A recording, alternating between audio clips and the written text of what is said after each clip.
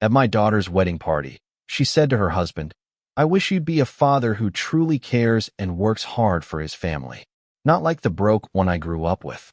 Everyone laughed and clapped for her, including my wife. I felt devastated. What happened next was rather unbelievable. I will tell you everything. First, let me quickly thank you for your continuous support. This means a lot to us. If you enjoy the stories we share, kindly subscribe to this channel. It will be great if you can leave a comment on which city you are watching from. We might just give you a shout out in our next story. Today's special shout out goes to Juliet Sanders from New York. We are glad you enjoy our stories. Now let's go deeper into the story. I used to think that love meant sacrifice, that if I worked hard enough, stayed out of trouble, and always came home with a steady paycheck, then somehow that would translate into being a good father. I wasn't the kind of man who gave big speeches or wrote birthday cards with flowery words. I gave what I knew: stability. While my friends bought boats and spent weekends at the lake, I was clocking overtime, stashing away every extra dollar for braces, tuition, or whatever came next. I never saw myself as heroic, just consistent, present, the kind of man who didn't flinch when the bills came in or the water heater gave out. My name wasn't on plaques or awards, but it was on the mortgage, the light bill, and the emergency contact forms at school. That was enough for me, or at least I thought it was. My daughter, Mia, was everything to me from the moment I first held her. She had this mop of dark curls and these curious eyes that never stopped scanning the room. Even as a baby, she looked like she was already disappointed in the world. That amused me. As she grew, I watched her turn into this whip-smart, opinionated girl who could out-talk me by age 10 and out-argue me by 12. She was never cruel, but she had a sharp tongue, a kind of sophistication that made people listen when she spoke. I used to beam when relatives told me how articulate she was, how poised. I didn't always understand her world. She moved through it with a kind of ease I never had, but I felt proud knowing I gave her the foundation to live in it without fear. If I had to be the one sweating through double shifts while she pursued dreams I couldn't pronounce, so be it. That's what fathers did. The truth is, I didn't always feel seen in my house. My wife, Natalie, was the more expressive one, the planner, the communicator. She was the one who took Mia dress shopping, who knew the names of her teachers, who had long conversations about friend drama over tea. I was just around, fixing things, driving Mia to dance practice when Natalie had a migraine, quietly paying the balance on her college dorm deposit before she even realized there was an issue. I didn't mind taking a back seat. It's where I lived most of my life. What mattered was that my daughter had everything she needed and that she felt safe. I assumed, naively, that love would be understood in hindsight, that someday, maybe after I was gone, she'd look back and realize that all the boring, thankless things I did were acts of love in disguise. I guess I was wrong. Leading up to the wedding, I felt a strange cocktail of emotions: pride, anxiety, exhaustion. Weddings are expensive, especially when you're trying to make everything perfect. Mia and her fiancé, Ryan, had their hearts set on a coastal ceremony, sunset vows, beachfront cocktails, all that Pinterest-fueled fantasy. I told Natalie, let them have it. It's her day. Even though the budget ballooned, even though I had to dip into the emergency fund I swore I'd never touch, I did it gladly. I wanted to give Mia something lasting, so I handed over the keys to our beach house.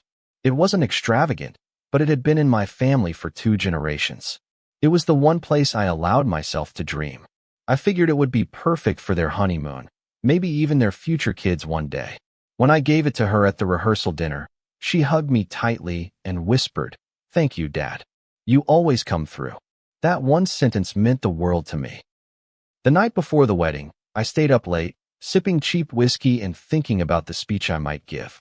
I'm not a public speaker, but I thought I'd try. I wanted to tell her how proud I was, how I hoped she felt loved every day of her life. But in the end, I didn't say much. I smiled a lot.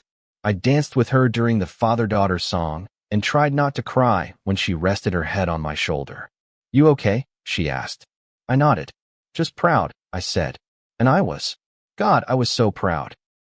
Watching her in that dress, laughing with her friends, glowing with youth and excitement, it made all the hard years worth it. I thought I'd finally done something right. But looking back now, I wonder if all that pride blinded me. If I had been paying closer attention, maybe I would have seen the signs that she didn't see me the way I saw myself. That she loved me, perhaps, but never respected me. That her image of me was shaped more by what I wasn't than what I was. And maybe, just maybe, Natalie had been doing a quiet form of damage all along, nodding in agreement when Mia complained about our old car or our tight budget, brushing off my efforts like they were just the bare minimum. The night before her wedding, Mia kissed me on the cheek and said, "You're the best, Dad."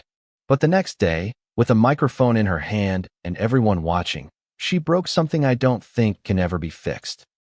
The reception was held in a glass-walled hall overlooking the beach, the kind of place that looked like it belonged in a movie.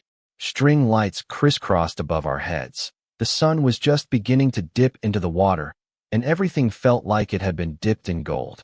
People were laughing, music was playing, and for a moment, I let myself relax.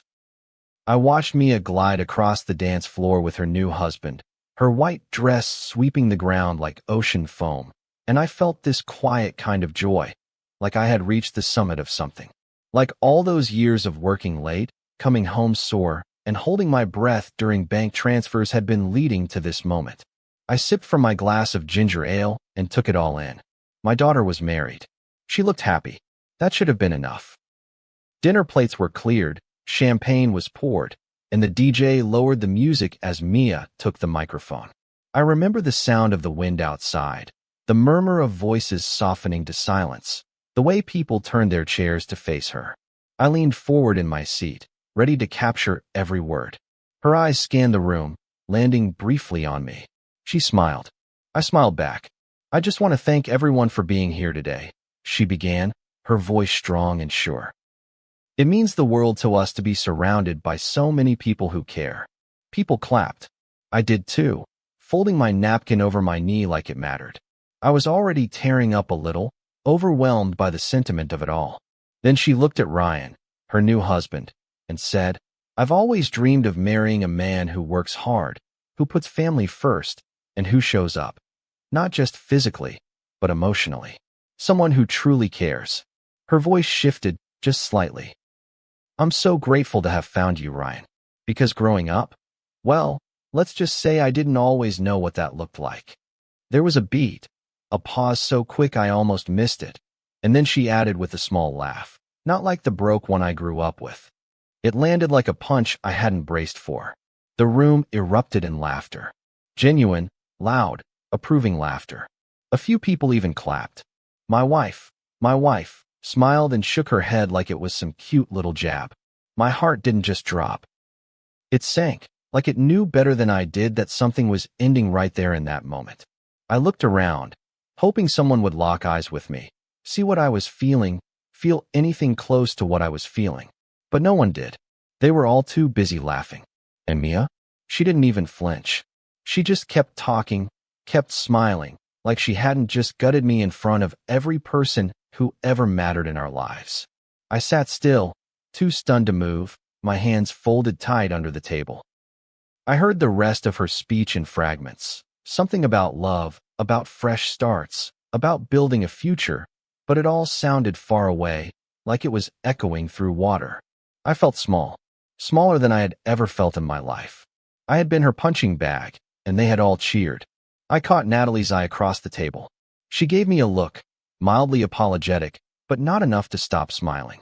As if to say, "Don't take it personally." But how else was I supposed to take it? I waited for Mia to finish. I waited for the clapping to die down, for the music to come back, for people to go back to dancing and drinking and forgetting. And then, as quietly as I could, I stood up. I didn't make a scene. I didn't slam my chair or break a glass. I just grabbed my coat, nodded once to no one in particular, and walked out the side door.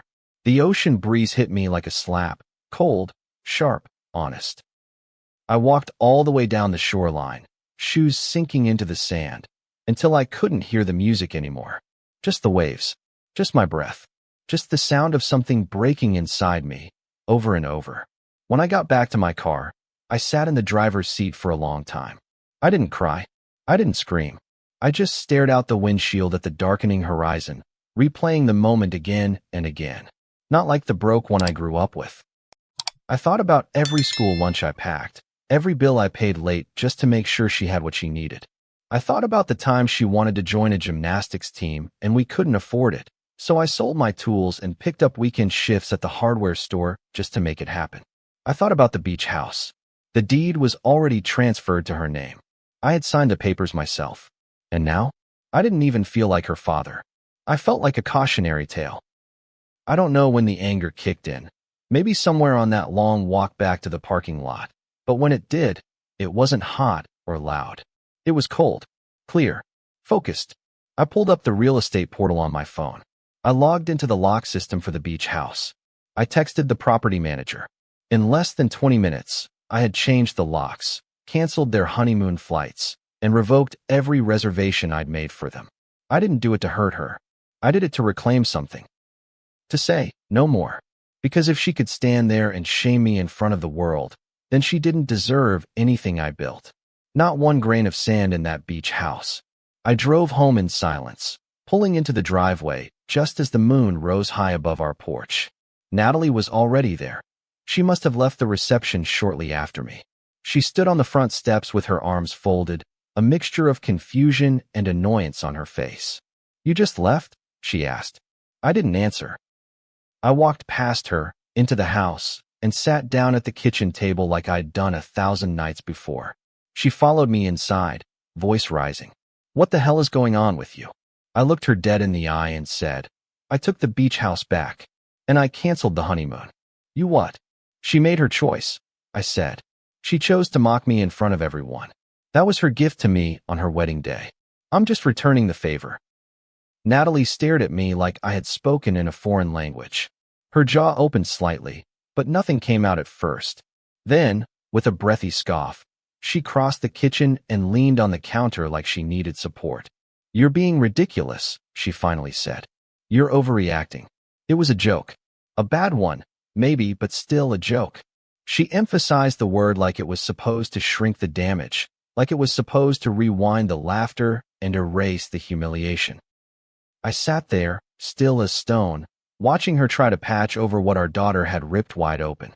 My wife, the woman who knew what that beach house meant to me, who saw firsthand what I gave up to buy it, was defending the insult, not defending me. And that, more than anything, lit something cold and permanent inside me. I stood slowly, walked to the cabinet, and poured a glass of water just to steady myself. "It wasn't a joke," I said, turning toward her. "It was the truth. Her truth. At least how she sees it. And you laughed with her." My voice was calm, maybe too calm. "You didn't flinch. You didn't look at me. You didn't even reach for my hand. You clapped, Natalie." She rolled her eyes, like I was dragging this out for effect. "Don't do this," she said. "Don't turn one comment into some grand betrayal." I stared at her for a long moment, then laughed once, a short, bitter sound that didn't feel like mine. "It's not one comment," I said. "It's years of this. Years of her making me the punchline. And you letting her." She pushed off the counter and crossed her arms, her tone sharpening. "So what? You're just going to disown her? Because your ego got bruised." That hit harder than it should have. I took a step toward her, not aggressive, just close enough for her to really hear me. "No," I said. "Not because my ego got bruised. Because she took everything I ever gave her and used it as material for a speech. Because she humiliated me in front of everyone I ever respected. And because the two people I thought would never do that to me, you and her, didn't even blink when it happened." Natalie shook her head, rubbing her temples like I was giving her a migraine. "You're blowing up our family over a few bad words." That was the moment I realized we weren't even close to the same page. I wasn't blowing anything up. I was just walking away from a fire that had already burned through the walls. I didn't raise my voice, didn't throw anything. I just said, "I'm tired, Natalie. I've been tired for years. Tired of giving and being told I'm not enough. Tired of being invisible until someone needs something." I gave her my heart, my time, my savings. And she stood on that stage and reduced me to a punchline. For a few seconds, the house fell quiet. I could hear the hum of the refrigerator, the distant crash of waves from the ocean just a few blocks away. Natalie softened slightly, reaching out to touch my arm. She'll apologize, she said, gently. She already texted. She feels terrible.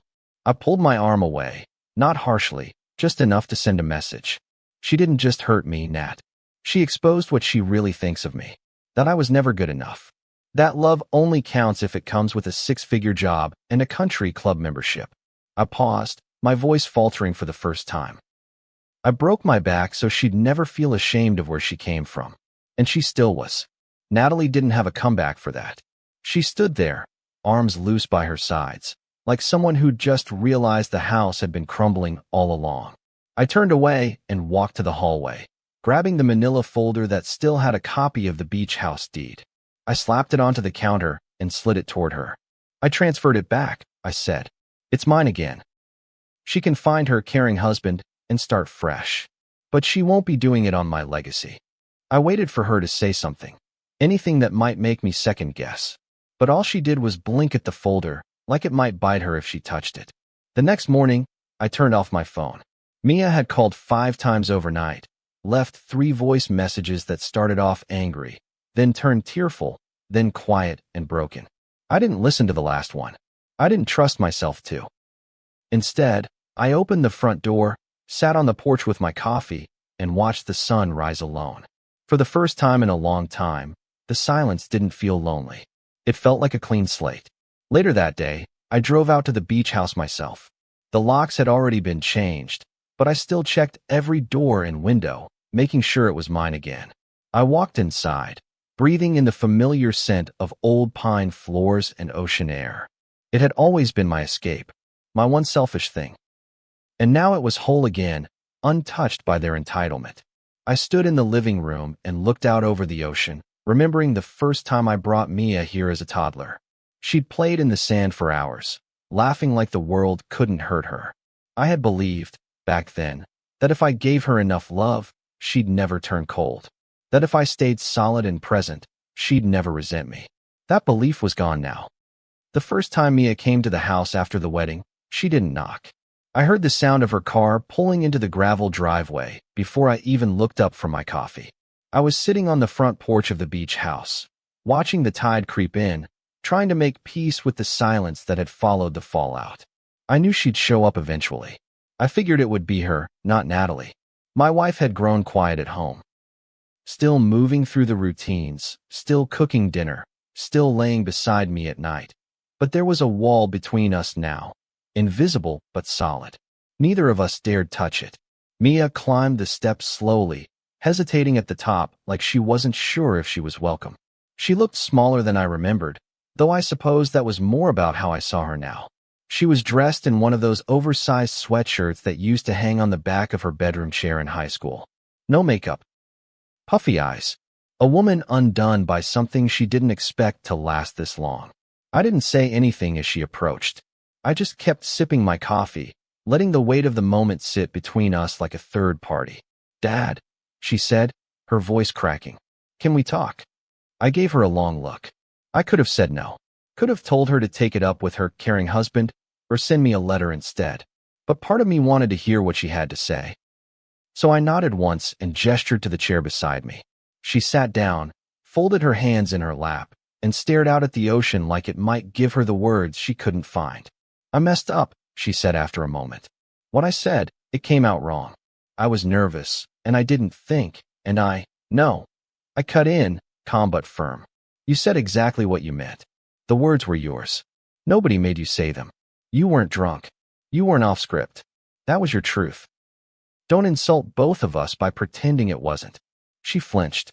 I saw it. Her fingers curled into fists on her knees. "I didn't mean to hurt you," she whispered. I turned my head toward her. "But you did. And not just with the words. With the laughter. With the way you looked so proud of yourself afterward. Like you'd finally put your old man in his place." I shook my head slowly, voice low. "You didn't hurt me because you cracked a joke.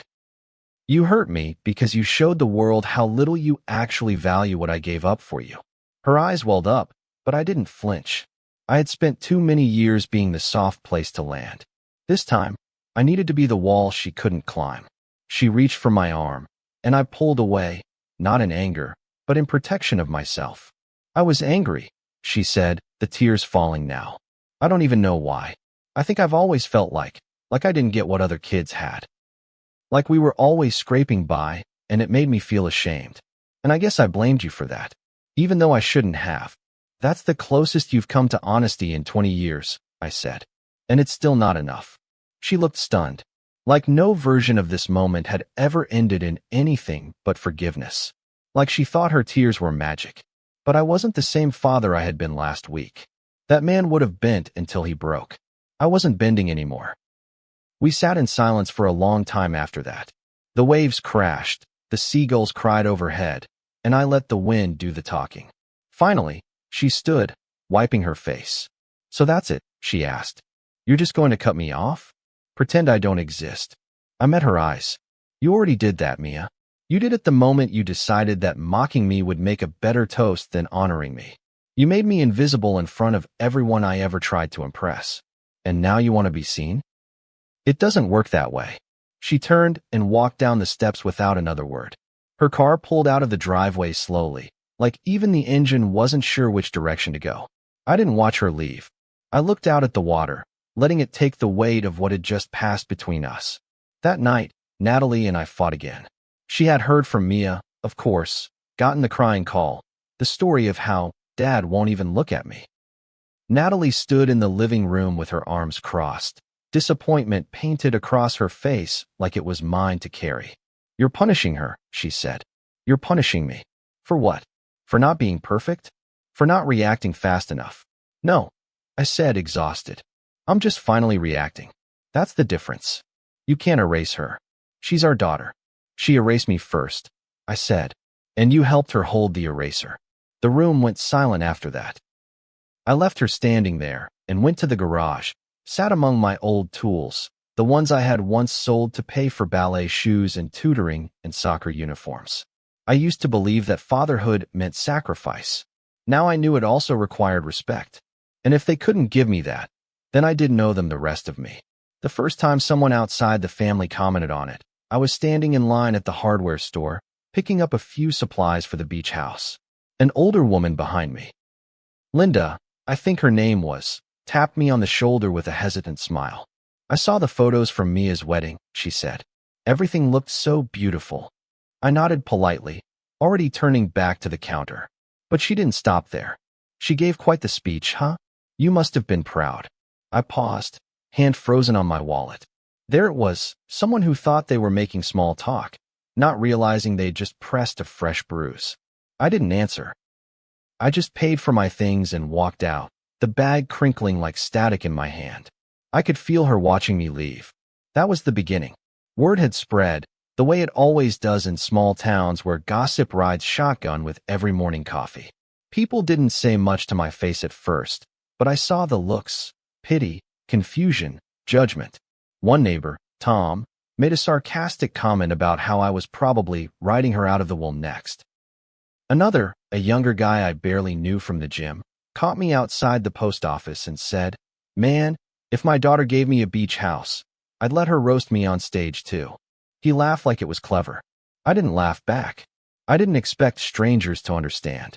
What cut deeper were the people I thought would. My brother called from Phoenix after seeing Mia's now viral wedding video online. It wasn't that bad, he said. You need thicker skin. I didn't bother explaining to him that it wasn't about the words. It was about what they revealed. You can't unsee the truth once someone finally says it out loud. Natalie had moved into the guest room by that point. She claimed it was temporary, but we both knew it wasn't just about sleeping arrangements. We passed each other in the kitchen like co-workers who'd just been through a bad merger, cordial, polite, and completely disconnected. She still brought up Mia during dinner, like mentioning her name might warm the air between us. I let her talk, but I didn't engage. I had made peace with the silence. I had made peace with being the villain in a story they wrote without me. Then came the post. I never saw it firsthand. Someone from work showed it to me. Mia had written a long caption under one of her wedding photos. The picture showed her and Ryan kissing on the beach, bathed in sunset light. The caption started off innocently enough, "The happiest day of my life," and "forever grateful." But by the second paragraph, it took a turn. I've learned that not everyone shows up for you the way you expect. Some people let their pride speak louder than their love. I tried to make peace, but some fathers choose silence over reconciliation. I hope one day he remembers who he raised me to be. She didn't name me. She didn't have to. The comment section lit up with sympathy. You're so strong. He'll regret it one day. I'm sorry he hurt you. Only a handful of people questioned her. One woman, someone I didn't even know, wrote, "But didn't you make a joke at his expense in front of everyone?" Her comment was quickly buried under a sea of replies calling her toxic, negative, jealous. That was when I understood. In her version of the story, I had abandoned her for being honest. In mine, I had simply stopped funding the narrative that painted me disposable.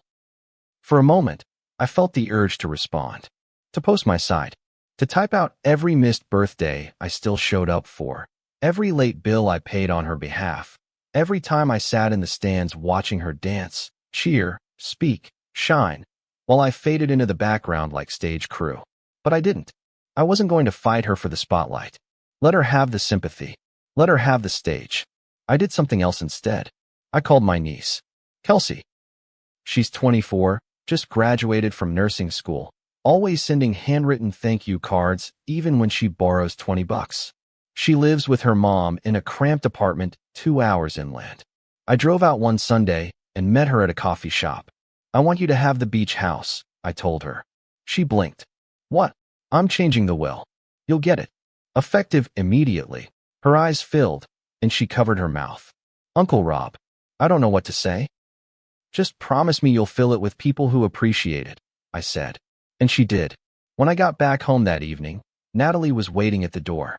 She looked tired, really tired, like this had aged her in ways she didn't expect.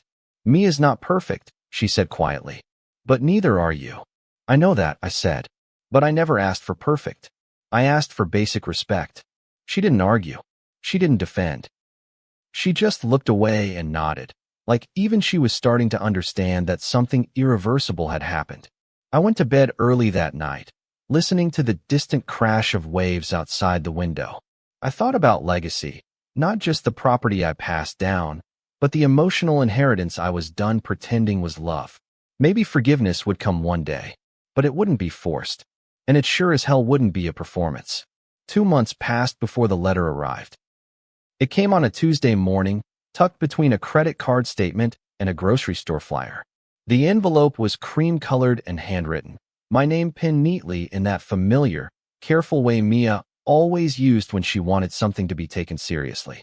I stared at it for a long time before opening it. The kitchen was quiet. Natalie was out with friends, or maybe at the gym. I didn't ask anymore. The silence between us had grown comfortable, even necessary, like a ceasefire we both respected too much to break. I poured myself a cup of black coffee, sat down at the kitchen table, and opened the envelope slowly, like it might disintegrate in my hands. The letter was long, 3 pages, front and back. Not typed. Every word was written in her own hand, the ink slightly smudged in places where tears must have fallen. She started by saying she had watched the wedding video over and over again and could finally see the moment my face changed. She described the guilt that bloomed inside her afterward, how it festered into something unbearable. She admitted that she had felt ashamed growing up, not because of anything I did, but because of how she compared our lives to her friends. She apologized for making me the target of that shame, for confusing material lack with emotional absence. She wrote that she now understood what it meant to work in silence, that while she was chasing praise, I was building a life that never let her go hungry, never let her feel unsafe. She said she was sorry for mistaking sacrifice for inadequacy. She said it again, "I'm sorry, Dad. I was wrong." There was no ask, no plea for reconciliation, no strings. Just regret, inked in looping cursive, and a quiet recognition of the damage she'd done. I folded the letter carefully and placed it in the top drawer of the desk where I kept bills and old tax documents. I didn't reply, not because I was angry, not because I didn't care, but because I had already answered with my silence, and I meant every word of it. I didn't need more apologies. I needed boundaries. And for the first time in my life, I wasn't willing to cross them, not even for my daughter. Later that week, Natalie asked if I'd read the letter. She did it gently, The way someone might ask if you visited a grave yet. I nodded. It was well written, I said. She didn't push. I think she finally realized that my peace had come at a price, and I wasn't interested in returning it for a newer, shinier version of what we had before. She still loved me. I didn't stop her from calling, texting, visiting. But I made it clear I wasn't ready. And maybe I never would be. Some fractures don't close. They just stop bleeding. The beach house felt different now. Brighter, somehow. I spent more weekends there, alone or sometimes with Kelsey, who'd begun fixing up the guest room and planting lavender along the walkway. She brought friends sometimes, nurses, teachers, young women who reminded me of Mia before everything got tangled in resentment and unspoken expectations. They cooked dinner together, played music too loud, and laughed until midnight.